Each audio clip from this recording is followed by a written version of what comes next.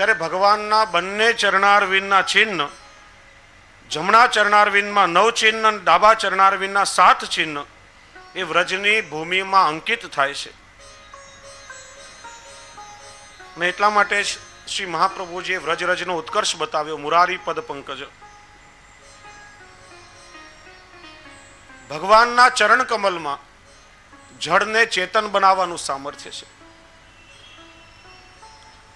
રામાયણમાં પ્રસંગ સાંભળ્યો હશે કે સરયુ પાર કરીને ભગવાન રામચંદ્રજીને જવાનું હતું, ત્યારે કેવટે સૌથી પ્રથમ ભગવાન રામના ચરણ ધોયા છે. કહ્યું કે ભગવાન, તમારા ચરણની રજમાં જળને ચેતન બનાવવાનું સામર્થ્ય છે. પથ્થરને સ્પર્શ થતા એમાંથી અહિલ્યા બની ગઈ. મારી પાસે તો જે કંઈ મારી રોજી રોટી કોઈ એકમાત્ર મારી નૌકા છે, અને ઘરમાં એક પત્ની તો છે. આ નાવમાંથી જો બીજી સ્ત્રી બની જશે તો બબ્બેનું ભરણ પોષણ કેવી રીતે કરીશ? સૌથી પહેલા તમારા ચરણ ધોઈ લેવા દો. પણ શ્રી મહાપ્રભુજી સમજાવે છે કે ભગવાન શ્રી કૃષ્ણનો ચરણ સ્પર્શ એ માત્ર જળને ચેતન નથી બનાવતો, પણ એને સ્વયં ભગવદ રૂપ બનાવે છે. અને તેથી જ વ્રજવાલુકાની સેવા વૈષ્ણવો ભગવત સ્વરૂપની જેમ કરે છે. ઠાકોરજીના સ્વરૂપની જેમ જ આપણે સૌ વ્રજની રજને સેવીએ છીએ. વૈકુંઠ કરતા વ્રજની વિશેષતા બતાવી કે વૈકુંઠમાં ભક્તો ભગવાનને વશ છે, જ્યારે વ્રજમાં ભગવાન એ ભક્તોના વશમાં છે. વૈકુંઠમાં વેદો ભગવાનનું ગુણગાન કરે છે, જ્યારે વ્રજમાં સ્વયં ભગવાન વેણુગાન કરે છે. વૈકુંઠમાં સેવકો ભગવાનની પાછળ પાછળ ફરે છે, જ્યારે વ્રજમાં ઠાકોરજી સ્વયં પોતાના ગાયો અને ગોપી ગ્વાલની પાછળ પાછળ ફરે છે. વૈકુંઠમાં એક કલ્પ વૃક્ષ છે જે કેવલ સ્વર્ગનું સુખ આપી શકે છે, જ્યારે વ્રજમાં તો પ્રત્યેક વૃક્ષ વેણુધારી ભગવાન શ્રી કૃષ્ણ સ્વરૂપે બિરાજે છે, જે ભક્તોને ભજનાનંદ આપે છે. વૈકુંઠમાં લક્ષ્મી એ મહારાણી છે, જ્યારે વ્રજમાં લક્ષ્મીજી દાસી છે. વૈકુંઠમાં એક લક્ષ્મી છે, વ્રજમાં હજારો લક્ષ્મી છે. વૈકુંઠમાં બ્રહ્માનંદ છે, જ્યારે વ્રજમાં ભજનાનંદ છે. આથી શ્રી ગુસાઈજીએ વ્રજભૂમિને સર્વ મંગલોનું મંગલ બતાવ્યું છે. મંગલમ મંગલમ વ્રજભુવિ મંગલમ. એટલા માટે નંદદાસજીના ભાઈ તુલસીદાસજી એ જ્યારે વ્રજમાં આવ્યા ત્યારે નંદદાસજી એમને સમજાવે છે કે ગામ રૂચે તો બસો નંદગામ, નગર રૂચે તો બસો મધુપુરી, શોભા સાગર અતિ અભિરામ, સરિતા રૂચે તો બસો યમુના તટ, સકલ મનોરથ પૂરન કામ, નંદદાસ કાનન રૂચે તો બસો ભૂમિ વૃંદાવન ધામ. વ્રજ છોડીને ક્યાંય પણ જાવ નહીં. એટલા માટે અનેક પુરાણોમાં વ્રજના પ્રસંગો વર્ણવવામાં આવ્યા છે.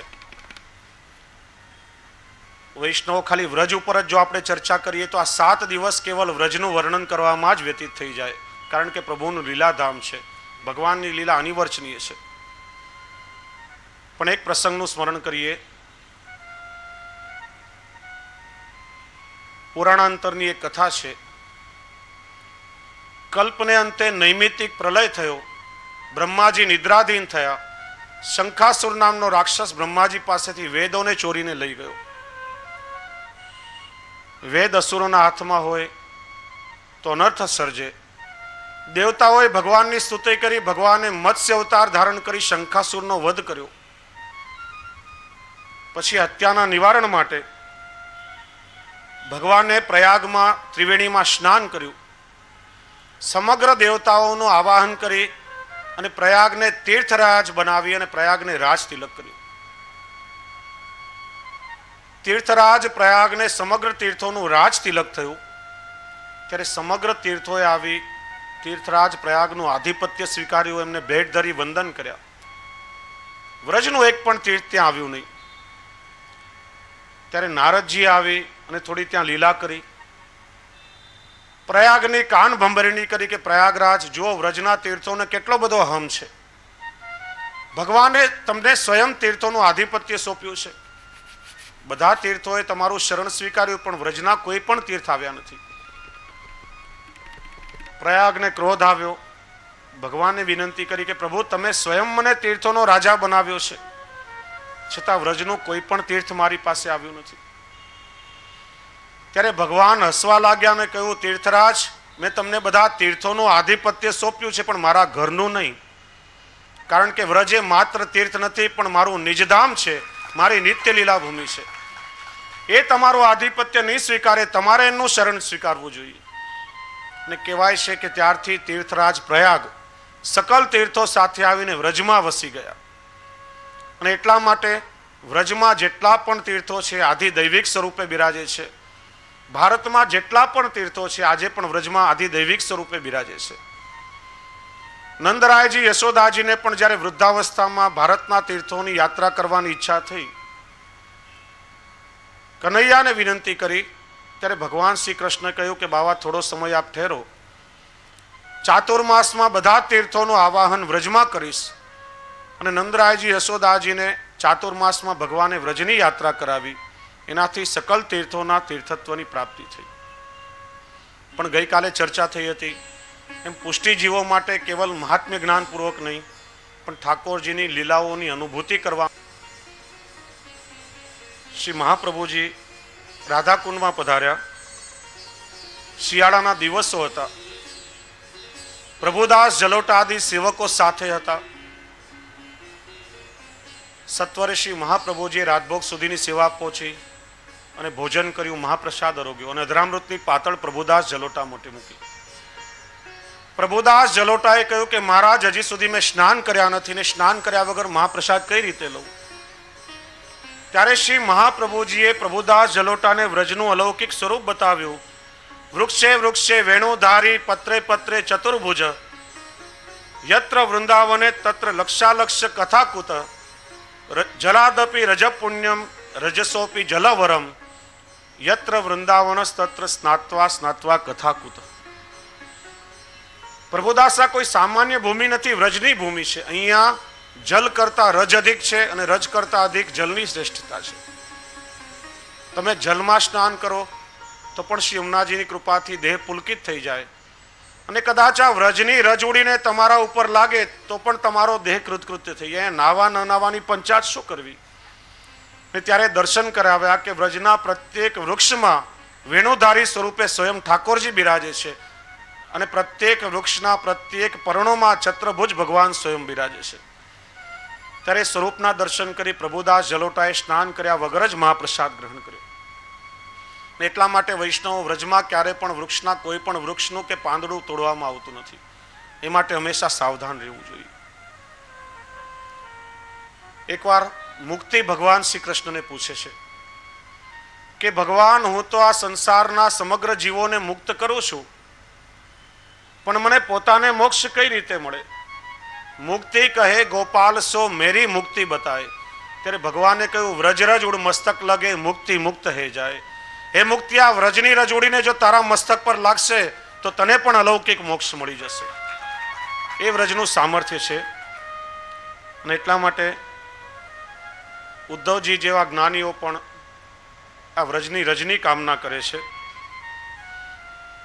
વૈષ્ણવ વ્રજના સ્વરૂપનું આપણે ચિંતન કર્યું, પણ અલૌકિક સ્વરૂપે જો વિચાર કરો તો ઠાકોરજી નિત્ય આપણા હૃદયમાં બિરાજે છે, સમગ્ર લીલા પરિકર સહિત. આપણા સમગ્ર દેહમાં પણ આપણે વ્રજનો ભાવ નિત્ય વિચારી શકીએ. આપણા શરીરના 12 અંગો છે તે વ્રજના 12 વન છે.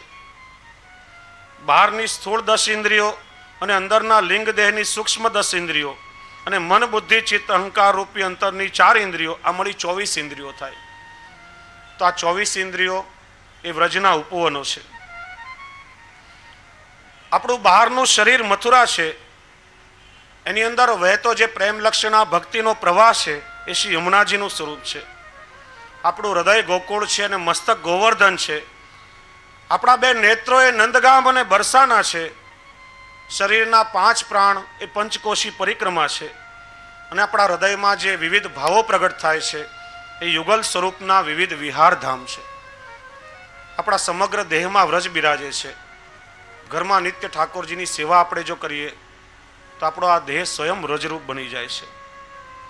અને એટલા માટે 10 વર્ષના શ્રી કલ્યાણ રાયજીએ શ્રી ગુસાઈજી પાસે વ્રજવાસ માગ્યો છે. હું બ્રજ માગનો જો બ્રજ તજ અનત ન જાઉં. અને ત્યારે શ્રી ગુસાઈજીએ કૃપા કરી અધરામૃત ચરવિત તાંબુલનું દાન શ્રી કલ્યાણ રાયજીને કર્યું છે. શ્રી કલ્યાણ રાયજીના પ્રથમ લગ્ન થયા, પણ થોડા સમયમાં વહુજી નિત્ય લીલામાં પધાર્યા. કહેવાય છે કે શ્રી કલ્યાણ રાયજીને બીજા લગ્ન કરવાની ઈચ્છા નહીં હતી, પણ આ વાત શ્રી ગોકલેશ પ્રભુને ગમી નથી, એટલે શ્રી ગોકલેશ પ્રભુએ શ્રી કલ્યાણ રાયજીને આજ્ઞા કરી. આપના હૃદયમાં શ્રી ગુસાઈજીનું ચરવિત તાંબુલ સ્થિર સ્વરૂપે બિરાજે છે અને એ જ આપને ત્યાં પુત્ર સ્વરૂપે પ્રગટ થવાનું છે, માટે આપ ગૃહસ્થ આશ્રમ સ્વીકાર કરો. શ્રી ગોકુલનાથજીની આજ્ઞાને શિરોધાર્ય કરી શ્રી કલ્યાણ રાયજીએ જમનાવતા ઓજીની સાથે લગ્ન કર્યા. સમય જતા વિક્રમ સંવત 1647ના ભાદરવા સુદ 5ને દિવસે શ્રી કલ્યાણ રાયજીના ગ્રહમાં સ્વયં શ્રી ગુસાઈજીનું પ્રગટ સ્વરૂપ શ્રી હરિરાય મહાપ્રભુજીનું પ્રાગટ્ય થયું. બોલીએ શ્રી હરિરાય મહાપ્રભુ કી જય. ભવ્ય નંદ મહોત્સવ થયો અને ભગવતીઓએ શ્રી હરિરાયજીના પદોનું વર્ણન કર્યું. વંદો ચરણ કમલ હરિરાય,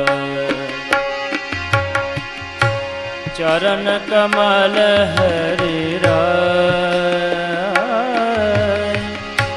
ચરણ કમલ હરિરાય, વંદો ચરણ કમલ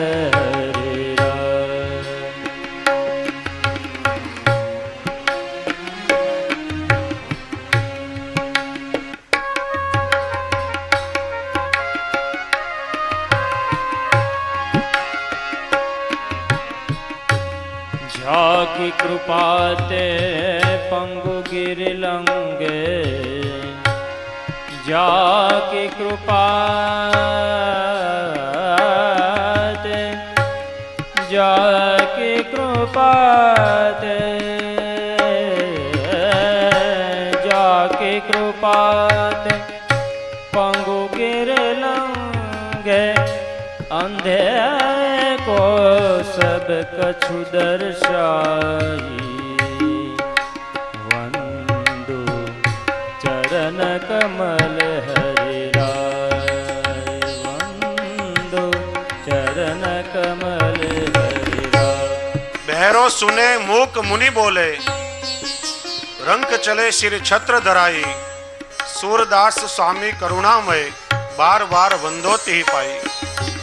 જેના પર કૃપા થઈ જાય, શ્રી હરિરાય ચરણના યુગલ ચરણોની કૃપા થઈ જાય તો બહેરો સાંભળવા લાગે, મૂંગો બોલવા લાગે, જેમ ગોપાલદાસભાઈને વાણી સ્ફુરી, અને રંક હોય તો એ છત્રપતિ બની શકે, એટલું સામર્થ્ય શ્રી હરિરાય ચરણના યુગલ ચરણોમાં છે.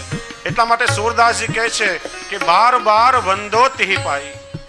બહેરો સુને મુક પુન બોલે,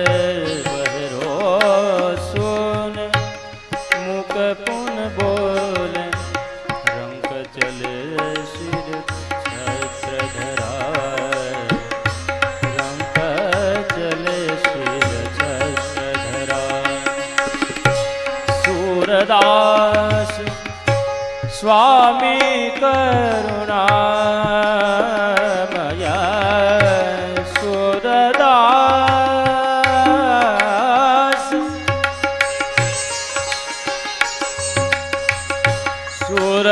सूरदास स्वामी करुणामय, वारंवार वंदो तिहि पाये, वारंवार वंदो तिहि पाये, वंदो चरण कमल हरिराय,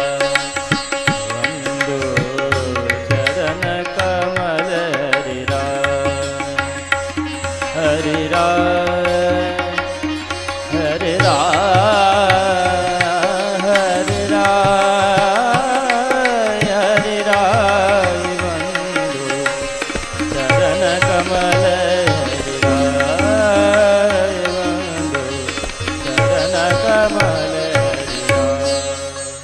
શ્રી હરિરાય ચરણ પછી શ્રી કલ્યાણરાયજી ત્યાં શ્રી ગોપેશ્વરજીનું અને શ્રી વિઠ્ઠલેશજીનું પણ પ્રાગટ્ય થયું. પણ બાલ્યકાલમાં જ શ્રી વિઠ્ઠલેશજીએ લીલા વિસ્તારી, એટલા માટે શ્રી હરિરાયજી અને શ્રી ગોપેશ્વરજી આ બંનેની વાર્તા પ્રસિદ્ધ છે. શ્રી હરિરાય ચરણ 8 વર્ષના થયા ત્યારે આપને યજ્ઞોપવિત અને બ્રહ્મ સંબંધનું દાન શ્રી ગોકલેશ પ્રભુ દ્વારા થયું. શ્રી વલ્લભકુલ આચાર્ય બાળકોમાં એવી પરંપરા છે કે પોતાના કુટુંબમાં જે સૌથી વયોવૃદ્ધ હોય એમના દ્વારા યજ્ઞોપવિત ગાયત્રી દીક્ષા અને બ્રહ્મ સંબંધનું દાન થાય. એ વખતે વંશમાં શ્રી ગિરધરજી સૌથી વયોવૃદ્ધ હતા. આપના દ્વારા જ શ્રી હરિરાયજીને બ્રહ્મ સંબંધ થવાનું હતું. પણ શ્રી ગિરધરજીએ સ્વયં શ્રી ગોકુલનાથજીને આજ્ઞા કરી અને શ્રી ગોકલેશજી દ્વારા શ્રી હરિરાયજીને યજ્ઞોપવિત અને બ્રહ્મ સંબંધ પ્રાપ્ત થયા. બાલ્યકાલથી જ શ્રી હરિરાયજી અદ્ભુત તેજસ્વી હતા. વિશેષ રૂપે ભગવદીય વૈષ્ણવો સાથે બેસી અને ભગવદ વાર્તા કરવામાં આપશ્રીને ખૂબ જ આસક્તિ હતી. જ્યારે કોઈ ભગવદીય વૈષ્ણવ આવે ત્યારે એમની સાથે આપશ્રી ભગવદ વાર્તા કરવા બેસી જાય અને એ ભગવદ વાર્તામાં એવો અલૌકિક રસ પ્રગટ થાય કે આપશ્રીને પોતાના સ્વરૂપનું પણ અનુસંધાન છૂટી જાય. ભાવ પ્રકાશમાં વર્ણન આવે છે કે ક્યારેક એ ભગવદીઓમાં ભગવત સ્વરૂપના દર્શન કરી ને શ્રી હરિરાયજી એમને ભેટી પણ લેતા હતા અને ક્યારેક પોતાનું સિંહાસન છોડીને ભગવદીય વૈષ્ણવની મધ્યમાં પણ આપસી બિરાજતા હતા. પોતાની બધી મર્યાદાઓ ભૂલી જતા હતા. એક સમયે શ્રી કલ્યાણરાયજીએ જ્યારે આ જોયું ત્યારે કહેવાય છે કે શ્રી હરિરાયજીને ભગવદીય વૈષ્ણવ સાથે સત્સંગ કરવા ઉપર પ્રતિબંધ મૂક્યો. 3 દિવસ એમને એકાંત ખંડમાં રાખવામાં આવ્યા, એકાંતવાસ આપ્યો. ત્યારે ભગવદીય વૈષ્ણવો સાથે ભગવદ વાર્તાના અલૌકિક વિપ્રયોગમાં 3 દિવસ સુધી શ્રી હરિરાયજીએ સતત શ્રી સર્વોત્તમજીનો પાઠ કર્યો. 3જા દિવસે સાક્ષાત શ્રી મહાપ્રભુજી સ્વયં ત્યાં પ્રગટ થયા અને શ્રી હરિરાયજીને પોતાના સ્વરૂપાનંદનું દાન શ્રી મહાપ્રભુજીએ કર્યું. એ વખતે એ ખંડમાં એટલો દિવ્ય તેજ પ્રકાશ પથરાયો. શ્રી કલ્યાણરાયજીનું દર્શન કર્યું અને આ પ્રસંગ જાણ્યો. ત્યારથી શ્રી કલ્યાણરાયજી આજ્ઞા કરી કે બાવા, આપનો બધો જ પ્રતિબંધ ઉઠાવી લઉં છું. હવે આપને જે રીતે પસંદ હોય એ રીતે વૈષ્ણવ સાથે આપ ભગવદ વાર્તા કરજો. સમય જતા કહેવાય છે કે શ્રી મહાપ્રભુજીના લગ્ન પણ 24મા વર્ષે થયા હતા. એમ શ્રી હરિરાયજીના લગ્ન પણ 24મા વર્ષે સુંદરવતા વહુજીની સાથે થયા. આપશ્રીને 4 પુત્ર રત્નો પ્રગટ થયા અને શ્રી હરિરાયજી પોતાના પરિવાર અને લઘુ ભ્રાતાની સાથે ગોપેશ્વરજીની સાથે નિત્ય ગોકુલમાં બિરાજે છે. એકવાર જન્માષ્ટમી અને નંદ મહોત્સવનો પ્રસંગ. શ્રી વિઠ્ઠલનાથજી પલના ઝૂલી રહ્યા હતા, શ્રી હરિરાયજી પલના ઝુલાવી રહ્યા હતા. કીર્તનકાર વૃંદ બધા કીર્તનો ગાઈ રહ્યા હતા. એનો ભાવ એવો હતો કે ઠાકોરજી રત્નજડિત મણિમય પલનામાં ઝૂલી રહ્યા છે.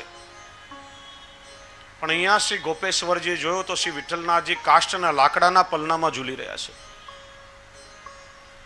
શ્રીરાયજીને વિનંતી કરી કે દાદાભાઈ, કીર્તનમાં તો વર્ણન આવે છે કે ઠાકોરજી રત્નજડિત પલનામાં ઝૂલે છે અને આપણા ઠાકોરજી તો કાષ્ટના પલનામાં ઝૂલી રહ્યા છે. મારો મનોરથ છે કે આપણા ઠાકોરજી પણ સુવર્ણના રત્નજડિત પલનામાં ઝૂલે. ત્યારે શ્રી હરિરાયજી આજ્ઞા કરી કે બાવા, ચોક્કસ ઠાકોરજી આપનો મનોરથ પૂર્ણ કરશે. સમય જતા વાર લાગતી નથી. વર્ષ વ્યતીત થયું. પુનઃ જન્માષ્ટમીનો પ્રસંગ. નંદ મહોત્સવમાં ઠાકોરજી પલનામાં ઝૂલી રહ્યા છે. કીર્તનકારો એ જ કીર્તન ગાઈ રહ્યા છે. નહીં, શ્રી વિઠ્ઠલનાથજી આજે પણ કાષ્ટના પલનામાં ઝૂલી રહ્યા છે. વર્ષ થયું પણ પોતાનો મનોરથ પૂર્ણ થયો નથી. એ જાણી શ્રી ગોપેશ્વરજી મૂર્છિત થઈ ગયા. ત્યારે શ્રી કલ્યાણરાયજીએ શ્રી ગોપેશ્વરજીની મૂર્છામાંથી જગાડ્યા. કહ્યું, બાવા દર્શન તો કરો, ઠાકોરજી શેમાં ઝૂલે છે? ત્યારે શ્રી ગોપેશ્વરજીને દર્શન થયા કે શ્રી વિઠ્ઠલનાથજી સુવર્ણના રત્નજડિત મણિમય પલનામાં ઝૂલી રહ્યા છે અને પોતે સમગ્ર પરિવાર સાથે આપને ઝૂલાવી રહ્યા છે. શ્રી હરિરાયજી આજ્ઞા કરી કે આપનો મનોરથ પૂર્ણ થયો હોત તો અલૌકિક આનંદ આજે આવત ખરા. આપણી શક્તિ પ્રમાણે ઠાકોરજીને લાડ લડાવીએ, પણ ઠાકોરજીની સેવામાં જે પણ સામગ્રી વિનિયોગ થાય છે એમાં ક્યારેય પણ લૌકિક ભાવ નહીં રાખવો, અલૌકિક ભાવથી હંમેશા એનું દર્શન કરવું. એ ચરિત્ર શ્રી હરિરાયજીએ પ્રગટ કર્યું. વિક્રમ સંવત 1725 શ્રી હરિરાયજી પરિવાર છોડી અને ખિમનોર પધાર્યા છે. ઉદયપુરના મહારાણા પરિવાર સહિત શ્રી હરિરાયજીના શરણમાં આવ્યા અને સિંહાડ અને ખેડા ગામ શ્રી હરિરાયજીને ભેટમાં આપ્યું. વૈષ્ણવ ખિમનોરથી શ્રી હરિરાયજી ગુજરાતના પ્રવાસે પધારે છે. આ ગુજરાતની એ જ બળભાગી ભૂમિ છે કે જેને શ્રી મહાપ્રભુજીએ 3 વખત પોતાના ચરણથી સનાત કરી છે. શ્રી ગુસાઈજી 6 વખત ગુજરાતમાં પધાર્યા છે અને શ્રી હરિરાયજી પણ 1 વખત ગુજરાતમાં પધાર્યા છે. વડોદરા જિલ્લાના સાવલી ગામમાં રમણીય તળાવના કિનારે સેવાની સહસ્ત્ર ભાવના વાળો ગ્રંથ સહસ્ત્રી ભાવના શ્રી હરિરાયજીએ પ્રગટ કર્યો, જેમાં નિત્યનો સેવાનો ક્રમ અને વર્ષોત્સવનો સેવાનો ક્રમની સંપૂર્ણ ભાવના શ્રી હરિરાયજીએ પ્રગટ કરી. જો ઠાકોરજીની સેવામાં લીલા ભાવના, સ્વરૂપ ભાવના અને ભાવનાનું ચરવણ કરવું હોય તો આ ગ્રંથ વૈષ્ણવોએ એકવાર અવશ્ય વાંચવો જોઈએ. શિક્ષાપત્રમાં જેનું વર્ણન આવે છે એ પ્રેમજીભાઈની વિનંતીથી જંબુસરમાં શ્રી હરિરાયજીએ યુગલ ગીતની રસ વર્ષા કરી. ત્યાંથી શ્રી હરિરાયજી ડાકોર પધાર્યા છે. રણછોડરાયજીએ સ્વયં શ્રી હરિરાયજીને આજ્ઞા કરી કે આપ અમને પાઠ પધરાવીને સેવાનો ક્રમ પ્રગટ કરો. શ્રી હરિરાયજીએ રણછોડરાયજીને પાઠ પધરાવી અને સેવાનો સંપૂર્ણ ક્રમ પ્રગટ કર્યો. ત્યારથી ત્યાં પુષ્ટિ પદ્ધતિ પ્રમાણે સેવાનો પ્રારંભ થયો. શ્રી હરિરાયજીએ ડાકોરમાં ગોમતી તળાવના કિનારે 7 દિવસ શ્રીમદ ભાગવતજીનું પારાયણ કર્યું છે. એ રીતે સમગ્ર ભારતમાં શ્રી હરિરાયજીના 7 બેઠકજી વિદ્યમાન છે. સાવલી, જંબુસર અને ડાકોર, આ 3 બેઠક શ્રી હરિરાયજીના ગુજરાતમાં બિરાજે છે. ચોથા બેઠકજી શ્રી હરિરાયજીના ગોકુલમાં છે અને ખિમનોર, નાથદ્વારા અને જેસલમેર, આ 3 બેઠકજી શ્રી હરિરાયજીના રાજસ્થાનમાં બિરાજે છે. કુલ શ્રી હરિરાયજીના 7 બેઠકજી વિદ્યમાન છે. ખિમનોરથી શ્રી હરિરાયજી પહેલવેલા જેસલમેર પધાર્યા છે.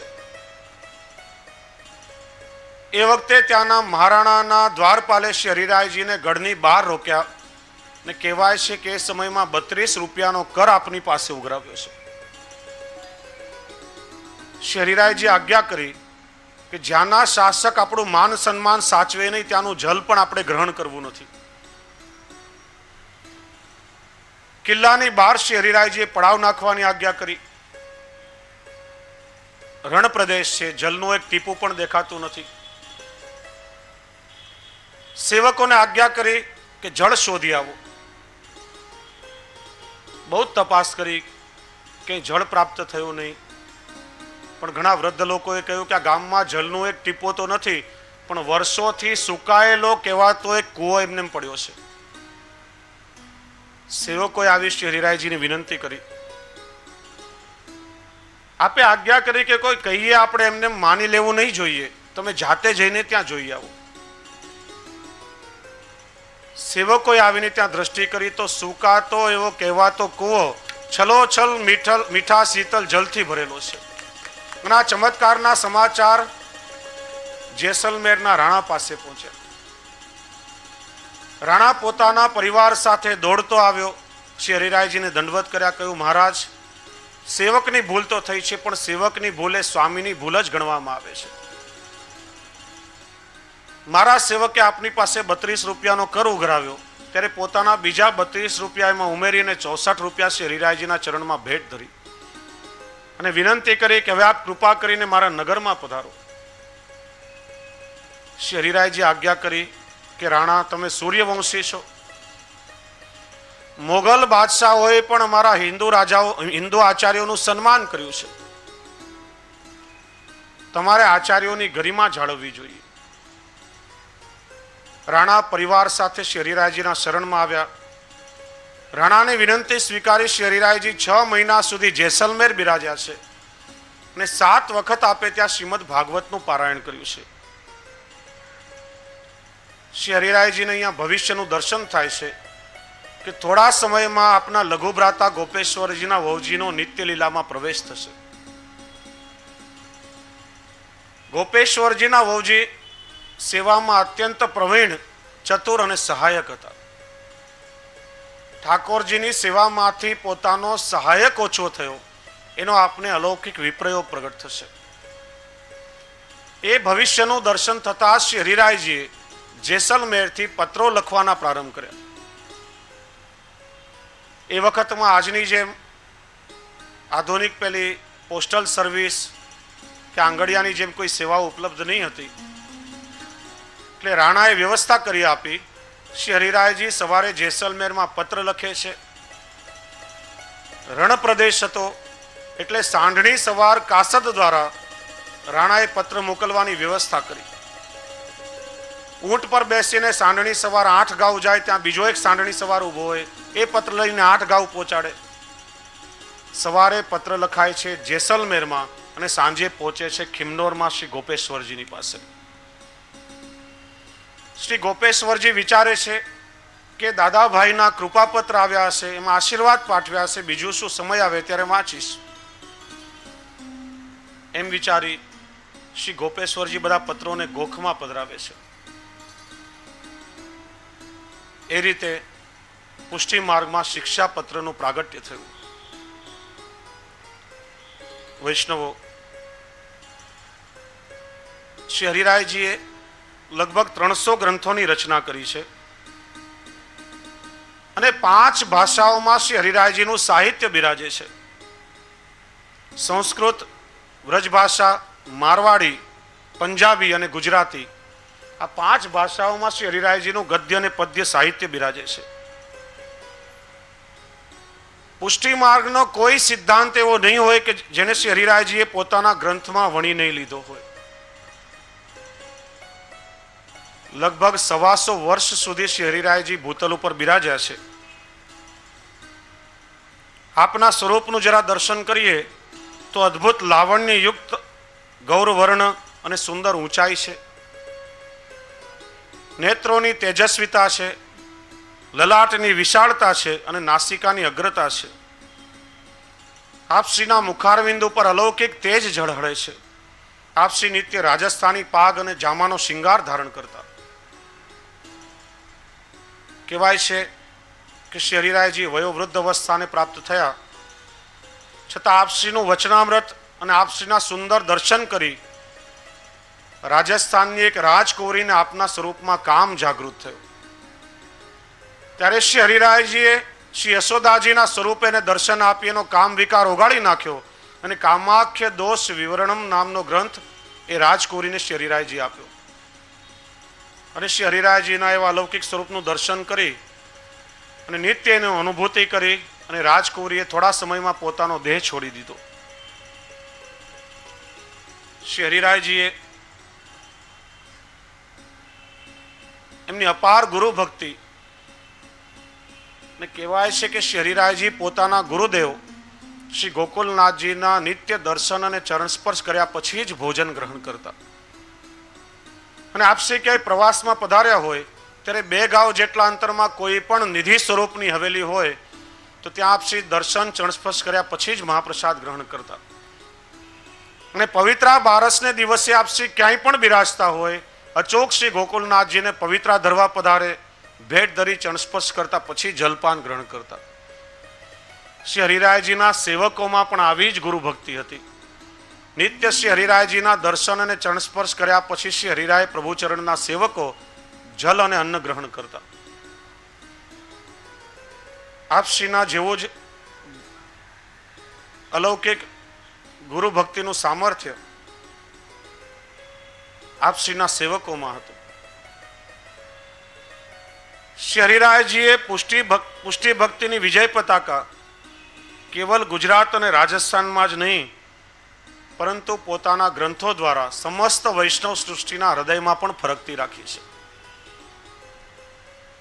એવું શ્રી હરિરાયજીનું દિવ્ય સ્વરૂપ. શિક્ષાપત્રના પ્રાગટ્યનું થોડું આપણે દર્શન કરીએ. જેસલમેરથી જ આપને ભવિષ્યનું દર્શન થતા પત્ર લખવાનો પ્રારંભ કર્યો. 5 પત્રો આવ્યા છે જેને શ્રી ગોપેશ્વરજીએ ગોખમાં પધરાવ્યા છે. 6ઠ્ઠા દિવસે અચાનક આપશ્રીના ઓરજીનો નિત્યલીલામાં પ્રવેશ થયો. ઠાકોરજીની સેવામાંથી સહાયક દૂર થયો. એનો આપશ્રીને અલૌકિક વિપ્રયોગ થયો. 3 દિવસ વ્યતીત થયા. આપશ્રીએ અન્ન ને જલ પણ ગ્રહણ કર્યું નથી અને સાથે આપના સેવકોએ પણ અન્ન જલ છોડી દીધા છે. 4થા દિવસે શિક્ષાપત્રમાં જેનું વર્ણન છે, હરજીવનદાસભાઈ શ્રી ગોપેશ્વરજીની પાસે આવે છે. વિનંતી કરી કે કૃપાનાથ, આપનો વિપ્રયોગ દૂર કરવાનું સામર્થ્ય કેવલ આપના દાદાભાઈમાં છે. આજે સ્વયં અહીંયા જો બિરાજતા હોય અથવા તો આપના શ્રીહસ્તનો જો કોઈ પત્ર આપના પર પાઠવ્યો હોય તો જ આપનો વિપ્રયોગ દૂર થઈ શકે. ત્યારે શ્રી ગોપેશ્વરજીને સ્મરણ થયું કે આજે 9 દિવસો થયા, 9 પત્રો દાદાભાઈના આવ્યા છે ને મેં ગોખમાં પધરાવ્યા છે. ત્યારે હરજીવનદાસભાઈની વિનંતીથી શ્રી ગોપેશ્વરજીએ પ્રથમ પત્ર કાઢી અને વાંચવાનો પ્રારંભ કર્યો અને એક પછી એક 9 પત્રો વાંચી ગયા અને આપશ્રીનો એ ઉદ્વેગ દૂર થયો, સ્વસ્થ થયા. ત્યારે હરજીવનદાસભાઈ વિનંતી કરી, કૃપાનાથ, પહેલા આપ સ્નાન કરો, સ્વસ્થ થાઓ, ભોજન ગ્રહણ કરો. આપના સેવકોએ પણ 3 દિવસથી અન્ન જલ ગ્રહણ કર્યું નથી. ગોપેશ્વરજી આપ સ્વસ્થ થયા. શ્રી ગોપેશ્વરજીએ મહાપ્રસાદ ગ્રહણ કર્યો અને હરજીવનદાસભાઈને આજ્ઞા કરી કે આ દાદાભાઈના પત્રો ખૂબ જ અલૌકિક છે, મને એના પર ટીકા લખવાની ઈચ્છા થાય છે. દરરોજ શ્રી હરિરાયજીના પત્રો જેસલમેરથી ખિમનોર આવે છે અને શ્રી ગોપેશ્વરજી એ જ સાંઢણી સવાર દ્વારા સામેનો પ્રત્યુત્તર લખીને મોકલાવે છે. આજે ગોપેશ્વરજીના લખેલા ઉત્તરો આપણને ક્યાંય પ્રાપ્ત નથી, નહીં તો શિક્ષાપત્રની સંગતિ સમજવામાં આપણને ખૂબ જ ઉપયોગી થઈ શકત. પણ શ્રી ગોપેશ્વરજીની શિક્ષાપત્રની ટીકાઓ આપણને પ્રાપ્ત થાય છે. એટલા માટે ઘણી વખત વૈષ્ણવના મનમાં પ્રશ્ન થાય કે આ શિક્ષાપત્રને આપણે બડે શિક્ષાપત્ર કહીએ છીએ તો બીજું કોઈ છોટે શિક્ષાપત્ર હશે?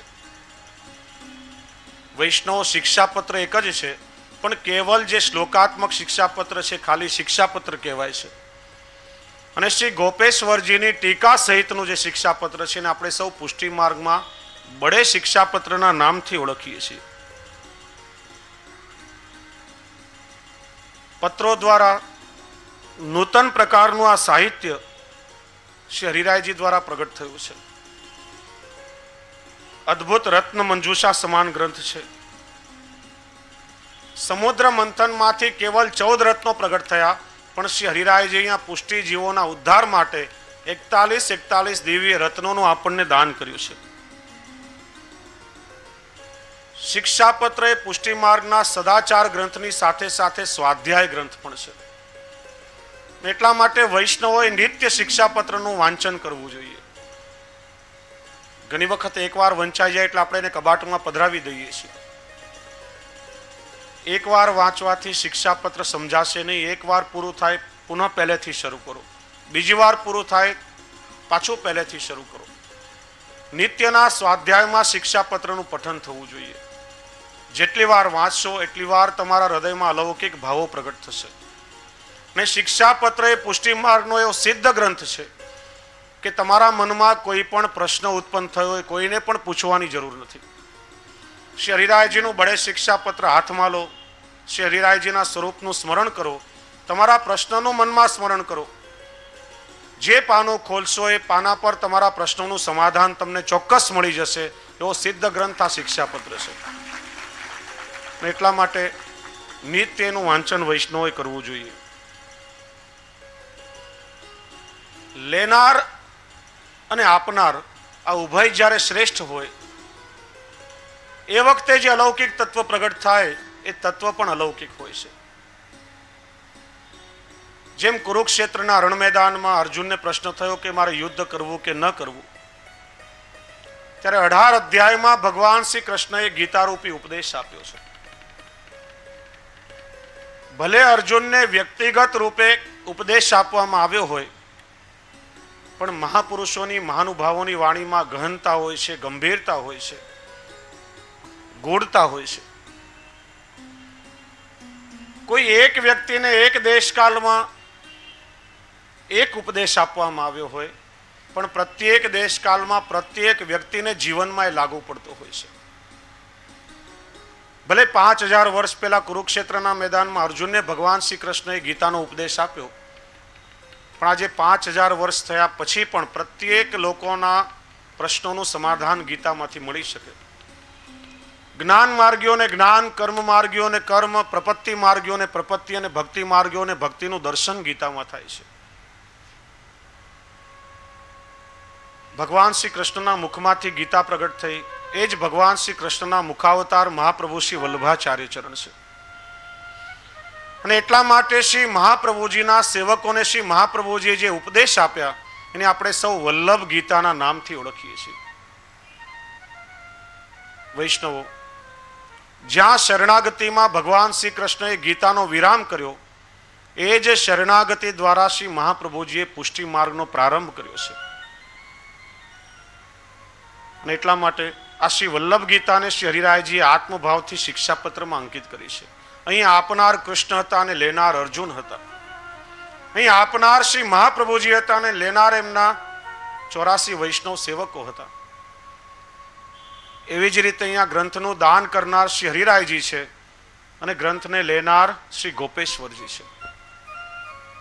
આપનાર અને લેનાર એ તત્વો જ્યારે ઉભય શ્રેષ્ઠ હોય એ વખતે તત્વ પણ અલૌકિક રૂપે પ્રગટ થાય છે. ગાંધીજીના ગુરુ, આધ્યાત્મિક ગુરુ શ્રીમદ રાજચંદ્ર હતા. એ હંમેશા પોતાના શિષ્યોને એવું કહેતા કે તમારા જીવનમાં તમારે આધ્યાત્મિક ઉત્કર્ષ સાધવો હોય અને એ માટે તમારે કોઈ સાહિત્ય વાંચવાની કદાચ જરૂર પડે તો બીજું કંઈ પણ નહીં વાંચશો તો ચાલશે, કેવલ શ્રી હરિરાયજીનું બળે શિક્ષાપત્ર તમે વાંચો, તમારા જીવનનો ઉત્કર્ષ તમે સાધી શકશો. આ કેવલ પ્રાકૃત પત્રો નથી, પણ શ્રી હરિરાયજી આ શિક્ષાપત્રમાં માનો કે પોતાનું સંપૂર્ણ હૃદય ઠાલવ્યું છે. શિક્ષાપત્રનો મૂળ આશય એ જીવને પાત્ર બનાવવાનો છે. શિક્ષાના બે અર્થ થાય. શિક્ષા એટલે દંડ અને શિક્ષા એટલે શિખામણ. અહીંયા શિક્ષા એટલે દંડ નથી, પણ શ્રી હરિરાયજી માનો કે આપણને શિખામણ આપી રહ્યા છે કે વૈષ્ણવોએ પોતાનું જીવન વહન કેવી રીતે કરવું. શિક્ષાપત્ર માનો કે અમૃતનો મહાસાગર છે. વૈષ્ણવના જીવનમાં કર્તવ્યમાં આવતા અવરોધને દૂર કરવા માટે શ્રી હરિરાયજી અહીંયા આપણને ઉપદેશ આપે છે. અર્જુનને કર્તવ્યના નિરાધારનો પ્રશ્ન હતો કે મારે યુદ્ધ કરવું કે ન કરવું. એટલા માટે ભગવાને ગીતાનો ઉપદેશ આપ્યો. અહીંયા બ્રહ્મ સંબંધ થતા પુષ્ટિજીવનું કર્તવ્ય તો પહેલાથી જ નિશ્ચિત છે. કૃષ્ણ સેવા સદા કાર્ય. પણ એ આપણા કર્તવ્યમાં કોઈ અંતરાય ના આવે, બાધક ના આવે.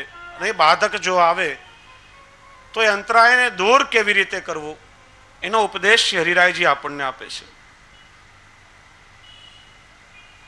જેમ અર્જુનના વિષાદની નિવૃત્તિ કરી કર્તવ્યનો બોધ આપ્યો છે, એમ અહીંયા શ્રી ગોપેશ્વરજીના વિષાદની નિવૃત્તિ કરી શ્રી ગોપેશ્વરજીને કર્તવ્ય પરાયણ બનાવ્યા છે. સ્વામિનારાયણ સંપ્રદાયમાં પણ એક શિક્ષાપત્રી છે. એમાં સહજાનંદ સ્વામીએ પોતાના શિષ્યોને જે ઉપદેશો આપ્યા છે એનું બળે શિક્ષાપત્ર સાથે આપણે જો સમન્વય કરીએ તો સહજાનંદ સ્વામીના આદેશો એ માનવીના ભૌતિક જીવનના ઉત્થાન માટે દેહને અનુલક્ષીને આપવામાં આવ્યા છે. અને શ્રી હરિરાયજીનું શિક્ષાપત્ર એ આધિદૈવિક જીવનની પ્રાપ્તિ માટે અને ભગવત પ્રાપ્તિ માટેના ઉપદેશો શ્રી હરિરાયજી આપણને અહીં આપ્યા છે. એટલા માટે શિક્ષાપત્રને પુષ્ટિ માર્ગની પ્રવેશિકા કહેવામાં આવે છે. 41 શિક્ષાપત્રોમાં કુલ શ્લોકોની સંખ્યા 633 થાય છે. 41 પત્રોમાં ઓછામાં ઓછી 5 અને વધુમાં વધુ 35 શ્લોકોની સંખ્યામાં પત્રો લખાયેલા છે. આપણને ઘણીવાર એમ થાય કે એમાં સંખ્યા 41ની જ શા માટે હશે? તેનું ક્યાંય પ્રમાણ મળતું નથી, પણ આપણે ભાવથી એનો વિચાર કરી શકીએ કે પુષ્ટિ માર્ગમાં 4 બાધકો છે: અન્યાશ્રય, અસમર્પિત, અસદાલાપ અને દુસ્સંગ. આ 4 છૂટે તો એક ઠાકોરજીની આપણને પ્રાપ્તિ થાય. 4 અને 1 એટલે 41. બીજો ભાવ એવો પણ વિચારી શકાય કે આ શિક્ષાપત્રના અવગાહનથી 4 સ્વામીની સહિત એક લીલાનાયક પ્રભુ આપણા હૃદયમાં નિત્ય સ્થિર બિરાજે, એવું વિશુદ્ધ હૃદય આપણું બને. ભગવત પ્રાપ્તિના 4 પગથિયા છે: પ્રેમ, આસક્તિ, વ્યસન અને તન્મયતા. આ 4 પગથિયા જ્યારે આપણે ચડીએ ત્યારે પૂર્ણ પુરુષોત્તમ ઠાકોરજીની આપણને પ્રાપ્તિ થાય. અને પુષ્ટિ માર્ગના 5 તત્વો છે. 4 + 1 એટલે 5. શ્રીનાથજી, શ્રી યમુનાજી, શ્રી મહાપ્રભુજી અને વલ્લભકોળ. ચોથો શ્રી ગિરિરાજજી અને 5મું તત્વ છે વૈષ્ણવજનો. તો આ શિક્ષાપત્રના વાંચનથી આ 5 તત્વોની આપણને પ્રાપ્તિ થાય. વૈષ્ણવો, આ અમૃતના મહાસાગરમાં ડૂબકી મારવાનું આપણું સામર્થ્ય નથી, પણ હવેના 5 દિવસો કિનારા પર બેસીને આપણે માત્ર છબછબિયા કરવાના છે. જ્ઞાન માર્ગના સિદ્ધાંતો વાંચવા સમજવાથી કદાચ સમજી શકાય ખરા, પણ પુષ્ટિ માર્ગના સિદ્ધાંતો વિશે જો આપણે માની લઈએ કે ઘરે વાંચી લઈશું, કોઈની પાસે સાંભળી લઈશું, તો એ રીતે ક્યારે પણ સમજી શકાતા નથી. કેવલ ગુરુ કૃપા અને ભગવદીઓની કૃપા જ્યારે થાય ત્યારે જ પુષ્ટિ માર્ગના સિદ્ધાંતો આપણને હૃદયારૂઢ થાય છે. કૃષ્ણદાસ મેઘને પણ શ્રી મહાપ્રભુજી પાસે 3 વખત માગવું પડ્યું છે કે આપ કૃપા કરો ત્યારે પુષ્ટિ માર્ગ હૃદયારૂઢ થાય. શ્રી ગોકલેશ પ્રભુએ પણ શ્રી ગુસાઈજીને 3 વખત વિનંતી કરી છે કે આપ કૃપા કરો ત્યારે પુષ્ટિ સિદ્ધાંત હૃદયારૂઢ થાય. એ રીતે આપણે પણ સૌ સાથે મળી શ્રી હરિરાય મહાપ્રભુ ચરણને વિનંતી કરીએ કે કૃપાનાથ, આપ જ અમારા હૃદયમાં બિરાજો. આપની કૃપાથી જ સ્વમાર્ગીય સિદ્ધાંતો અમને હૃદયારૂઢ થાય અને આપની કૃપાથી જ અમે સૌ વૈષ્ણવતાના પાત્ર બનીએ. વૈષ્ણવો, શિક્ષાપત્ર ગ્રંથનો પ્રારંભ શ્રી હરિરાયજી સદા શબ્દથી કરે છે: સદોદ્વિગ્ન મના કૃષ્ણ દર્શને ક્લિષ્ટ માનસ. અને 41માં શિક્ષાપત્રનો વિરામ સર્વથા શબ્દથી થાય છે: સેવ્ય પ્રભુસ્તત્વ ભદ્રમ અખિલમ ભાવિ સર્વથા. આ સદા અને સર્વથાની વચ્ચે આખું શિક્ષાપત્ર છે. એનો આપણે વિચાર કરીએ તો શ્રી હરિરાય પ્રભુચરણ આપણને આજ્ઞા કરે છે કે મારી આજ્ઞાનું તમે સદા પાલન કરજો. અને કેટલા પ્રમાણમાં? તો કહે છે કે સર્વથા અક્ષરશ મારી આજ્ઞાનું તમે પાલન કરશો તો આધિ દૈવિકતાની પ્રાપ્તિ થશે, પુષ્ટિ માર્ગ હૃદયારૂઢ થશે અને ઠાકોરજીની કૃપાનો અનુભવ તમારામાં થશે. એટલા માટે સદા ને સર્વથાની વચ્ચે આખું શિક્ષાપત્ર છે. પ્રથમ શિક્ષાપત્રનો વિષય છે પુષ્ટિ જીવનું કર્તવ્ય. આપણે સૌ શ્રી વલ્લભના સેવક છીએ. યથાશક્તિ ઠાકોરજીના સેવા અને સત્સંગ કરતા કરતા આપણું જીવન યાપન કરીએ છીએ. પ્રશ્ન થાય કે મનુષ્યમાં અને વૈષ્ણવમાં ફરક શું? મનુષ્ય ધર્મ આપણા દેહનો ધર્મ છે ને વૈષ્ણવ ધર્મ આપણો આત્મધર્મ છે. જીવ જ્યારે મનુષ્યમાંથી વૈષ્ણવ બને છે ત્યારે એની જવાબદારી, કર્તવ્ય, ફરજ આ બધું જ બદલાય છે. બ્રહ્મ સંબંધ થવાથી નવો દેહ પ્રાપ્ત થાય છે, નવો જન્મ પ્રાપ્ત થાય છે. લૌકિકમાં જેમ કન્યાનું લગ્ન થાય, વિદાયનો પ્રસંગ આવે ત્યારે ધબકતા હૃદય અને રડતી આંખે માં પોતાના દીકરીના સાસરવાસને ઉજાડવા માટે થોડી સોનેરી શિખામણો કાનમાં આપે છે. કન્યા જ્યારે સાસરામાં પગ મૂકે ત્યારે પોતાના સાસરાની બધી પરંપરાઓ શીખડાવવા માટે સાસુ પણ 2-4 સોનેરી શિખામણો વહુના કાનમાં આપે છે અને વહુને ગૃહસ્થ આશ્રમનો પ્રારંભ કરાવે છે. એ રીતે જીવ જ્યારે બ્રહ્મ સંબંધ લે છે ત્યારે પ્રભુની સાથે અલૌકિક લગ્ન ગ્રંથિથી જોડાય છે. અગ્નિ તરીકે વૈશ્વાનર અગ્નિ સ્વરૂપે શ્રી વલ્લભ સ્વયં બિરાજે છે, એમની મધ્યસ્થી છે. તુલસી પત્રે બ્રાહ્મણ છે, બ્રાહ્મણ તરીકે સાક્ષી રૂપ છે. સપ્તપદીની પ્રતિજ્ઞા એ બ્રહ્મ સંબંધનો ગદ્ય મંત્ર છે અને બ્રહ્મ સંબંધ લઈને પ્રભુનું દાસત્વ સ્વીકારનાર જીવને અહીં પ્રથમથી જ મા અને સાસુ આ બંનેની બેવડી જવાબદારી અદા કરતા હોય એ રીતે શ્રી હરિરાયજી પુષ્ટિના પથને પ્રાપ્ત કરનાર વૈષ્ણવને કર્તવ્યની શિખામણ આપે છે. માટે પ્રથમ શિક્ષાપત્રનો વિષય છે પુષ્ટિ જીવનું કર્તવ્ય. પ્રભુ પોતાના ભક્તોનું શુદ્ધિકરણ કરી અને પછી ભાવાત્મક સ્વરૂપે તેમાં પ્રવેશ કરે છે. માટે આ પ્રથમ શિક્ષાપત્ર એ આપણા સૌના હૃદયના શુદ્ધિકરણ માટે છે. અને આવનાર દિવસોમાં 41 શિક્ષાપત્રનો આધાર લઈ અને પ્રથમ શિક્ષાપત્રમાં જે વૈષ્ણવોના 13 કર્તવ્યનું શ્રી હરિરાય પ્રભુચરણ નિરૂપણ કરે છે એનું આપણે સૌએ દર્શન કરવાનું છે. પ્રથમ કર્તવ્યનું થોડું દર્શન આજે કરીએ, કારણ કે આજે રાત્રે બીજો કોઈ કાર્યક્રમ નથી. થોડો વિલંબ થશે તો આજે ચાલશે.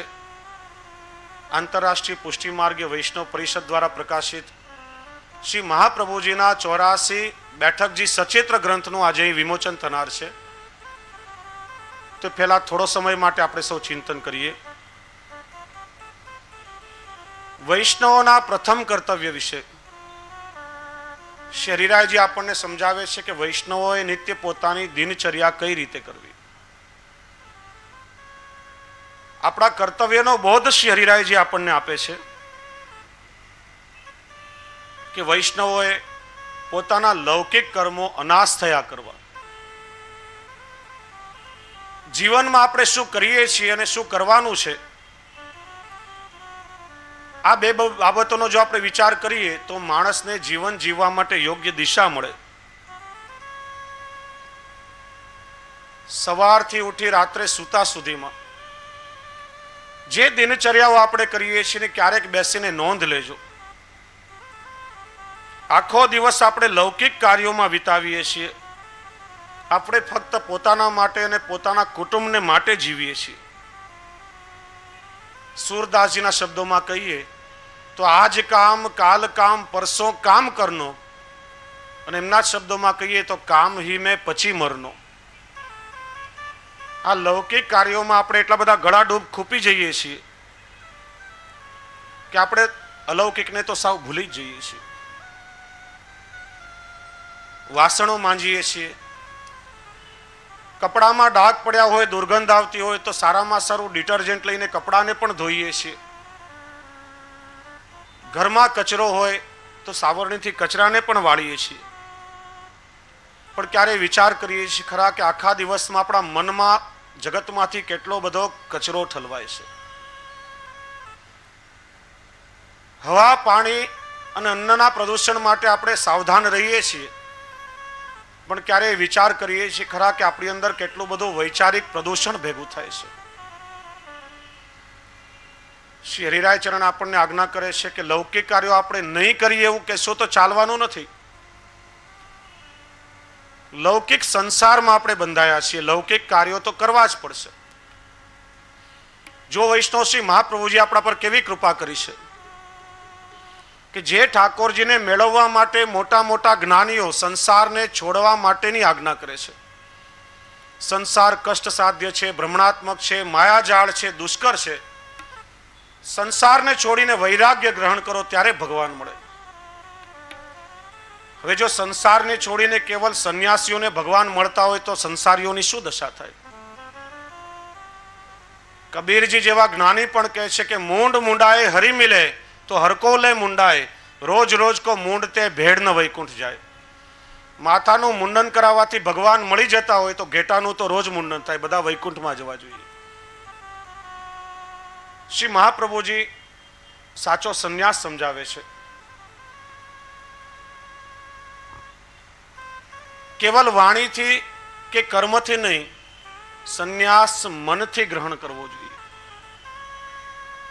4 સંન્યાસીઓ સંસાર છોડીને હિમાલયમાં ચાલ્યા જાય, પણ મનમાં લોકેશના હોય, વિતેશના હોય, એકબીજા પ્રત્યે રાગ દ્વેષ ભરેલા હોય તો કદાચ હિમાલયના વાતાવરણને પણ કલુષિત કરી મૂકે. અને એક સંસારી જો સમાજની વચમાં રહેતો હોય, મનમાં શાંતિ હોય, સમાધાન હોય, પ્રેમ અને ભક્તિથી ભરેલું હૃદય હોય તો એ સમાજમાં પણ શાંતિનું વાતાવરણ ઊભું કરી શકે. અને શ્રી મહાપ્રભુજી દ્રષ્ટાંત આપીને આપણને આ પ્રસંગ સમજાવે છે. દયારામભાઈનું વર્ણન કરે છે ચંદ્રાવળામાં કે જેમ નટદ્રગ દોરમાં પનિયારીની બેડામાં હે, ચિત્ત પરસ્પર ઝારનું વળગ્યું રહે ત્યાંનું ત્યાં. નટ પેલી દોરી ઉપર ચાલતો હોય, ખેલ કરતો હોય, એની દ્રષ્ટિ ચારે તરફ હોય કે કોણ કેટલી તાળી વગાડે છે, કેટલું કોણ મને એપ્રિશિએટ કરે છે, પણ સમગ્ર એનું ધ્યાન પેલી દોરીમાં જ હોય. જો ધ્યાન છૂટી જાય તો ઉપરથી નીચે પણ પડી શકે. શ્રી મહાપ્રભુજી બીજું દ્રષ્ટાંત આપે છે કે નૌકા પાણીમાં તરતી હોય, પાણીનો સતત સ્પર્શ પેલી નાવને થયા કરે છે, અને છતાં પણ એ નાવ પાણીમાં તરે છે. પણ એ નાવમાં માનો છિદ્ર પડે અને પાણી જો નાવની અંદર ભરાય તો શું થશે? નાવ પાણીમાં ડૂબી જશે. એમ આપણે સૌ સંસારમાં રહીએ છીએ. સંસારમાં આપણું મન તો રહેવાનું જ છે, એમાં કંઈ વાંધો નથી. સંસારમાં મન રહે ત્યાં સુધી વાંધો નથી, પણ મનમાં સંસાર ભરાઈ જવો નહીં જોઈએ. જે દિવસે મનમાં સંસાર ભરાઈ જશે એ દિવસે આપણે બધા સંસાર સાગરમાં ડૂબી જઈશું.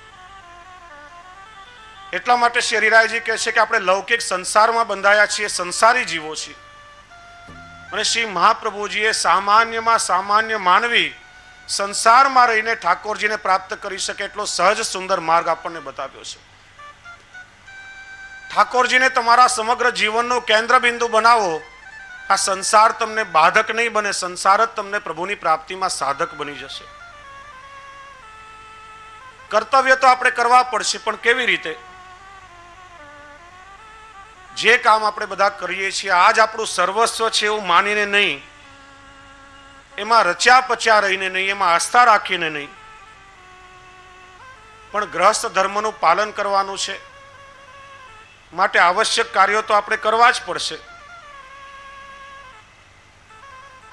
હવે આપણે વિચારીએ કે મન રાખીને જો કામ નહીં કરીએ તો કામ કેવી રીતે થાય? કારણ કે મન, વાણી અને વર્તન આ ત્રણે મળીને આપણે બિહેવિયર કહીએ છીએ, ત્યારે ક્રિયા સંપન્ન થાય છે. માનો કે આપણે ઘઉં વીણવા માટે બેઠા, મન એમાં લાગતું નથી, તો એવું પણ થાય કે કાંકરા એમાં રહી જાય ને ઘઉં એમાંથી બહાર પણ નીકળી જાય. મન વગર ક્રિયા કેવી રીતે થાય? તો શ્રી હરિરાયજી આપણને સમજાવે છે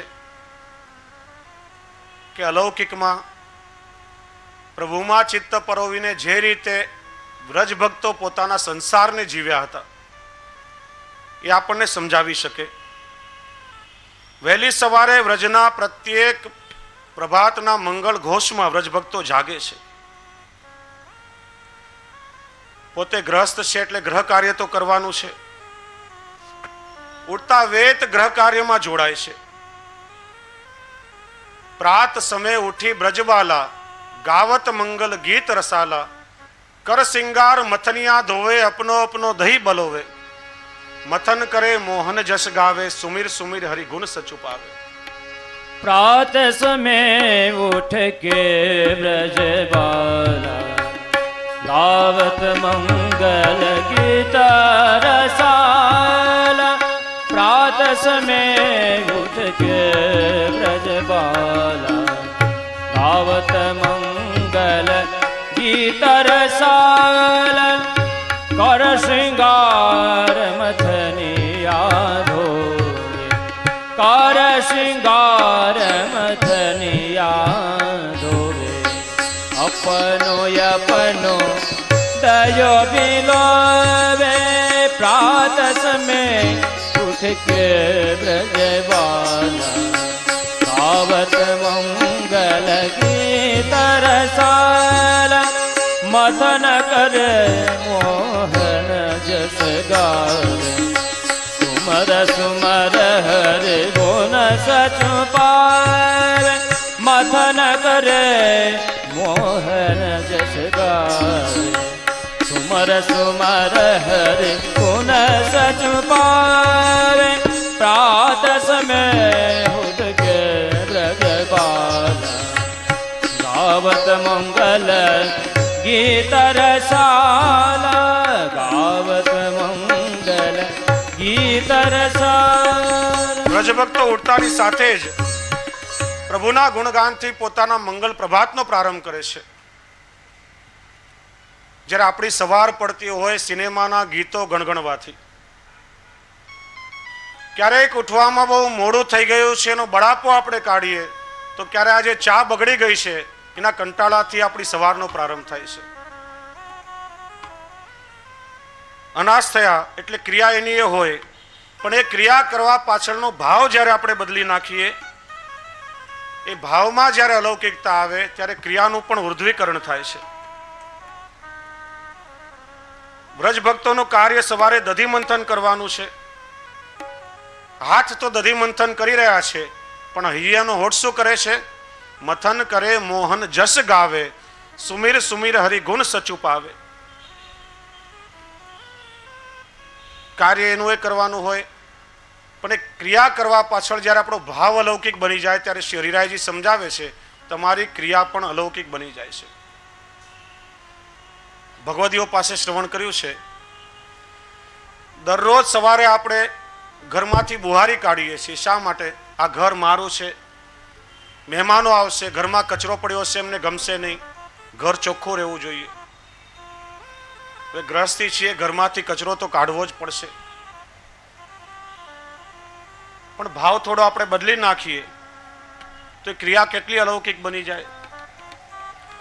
આ ઘર મારું નથી, શ્રી મહાપ્રભુજીએ કૃપા કરી યશોદોત્સંગ લાલિત સ્વરૂપે ઠાકોરજીને મારા ઘરમાં પધરાવી આપ્યા છે। બ્રહ્મ સંબંધ લીધો ત્યારે મેં સર્વસ્વ સમર્પણ કર્યું છે। આ મારું ઘર એ ઠાકોરજીનું ઘર છે। અહીં આવનાર એ કેવલ મારા લૌકિક સગાઓ નથી, અહીં આવનાર પ્રત્યેક મારા અલૌકિક સંબંધીઓ છે, બધા વ્રજ ભક્તો છે। 6 માસનું યશોદોત્સંગ લાલિત એક કોમળ બાળક એ જ્યારે મારા ઘરમાં વિચરણ કરશે ત્યાં એમના અરુણ કોમલ કમલ એમને લેશ માત્ર પણ પરિશ્રમ ન પાડે, એટલા માટે હું અહીંથી બુહારી કરું છું, કચરો વાળું છું। અરે અહીં આવનાર મારા અલૌકિક સગા સંબંધીઓ જે વ્રજ ભક્તો છે એમને પરિશ્રમ ન થાય એટલા માટે હું કચરો વાળું છું। તો વિચારો કે ક્રિયા એની એ રહેશે, પણ એ ક્રિયામાં કેટલી અલૌકિકતા આવશે। અહીં આવનાર એ કેવલ મારા લૌકિક સગાઓ નથી, પણ બધા ભગવદીય વૈષ્ણવો છે, મારા આત્મધર્મીઓ છે। અને એ વૈષ્ણવોમાં ભગવત ભાવ રાખી અને એના માટે જો સંસારની ક્રિયાઓ આપણે કરશું, લૌકિકમાં પતિ પત્ની પુત્ર આપ્તજનો જે પણ આપણા સગાઓ છે આ બધા જ બ્રહ્મ સંબંધી વૈષ્ણવો છે। માટે એમાં લૌકિક ભાવ નહીં રાખી વ્રજ ભક્તોનો અલૌકિક ભાવ રાખીને એમને માટે જો ક્રિયા કરશું તો જીવનની પ્રત્યેક ક્રિયાઓ અલૌકિક બની જશે, એનું ઉર્ધ્વીકરણ થશે અને એ રીતે આપણું સમગ્ર જીવન ભક્તિ બની જશે। માટે શ્રી હરિરાયજી લૌકિક કાર્યો કરવા માટે 3 આજ્ઞાઓ કરે છે।